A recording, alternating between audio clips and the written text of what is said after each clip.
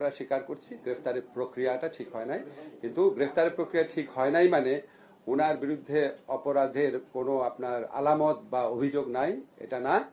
সেরকম কিছু আছে, সেটার প্রেক্ষিতে করণীয় কি আছে সেই ব্যাপারে স্বরাষ্ট্র মন্ত্রণালয় আপনারা খুব অচিরেই দেখবেন স্বরাষ্ট্র মন্ত্রণালয় উপযুক্ত ব্যবস্থা গ্রহণ করবে। যে মেঘনা আলম আছে ওনাকে ডিটেনশন দেওয়া হয়েছিল, স্বরাষ্ট্র মন্ত্রণালয় ডিটেনশন দিয়েছিল।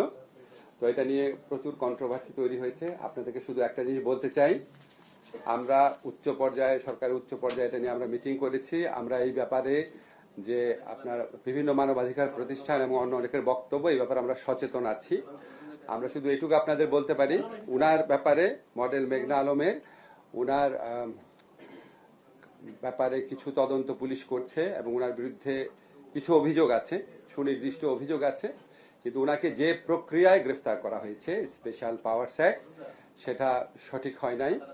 তো উনার যদি কোনো অপরাধ থাকে সেই অপরাধের প্রেক্ষিতে যথাযথভাবে স্বরাষ্ট্র মন্ত্রণালয় ব্যবস্থা গ্রহণ করবে। শুধু আপনাদের আমি এটুকু বলতে পারি এবং এটুকু আমরা স্বীকার করছি গ্রেফতারের প্রক্রিয়াটা ঠিক হয় নাই, কিন্তু গ্রেফতারের প্রক্রিয়া ঠিক হয় নাই মানে উনার বিরুদ্ধে অপরাধের কোনো আপনার আলামত বা অভিযোগ নাই এটা না।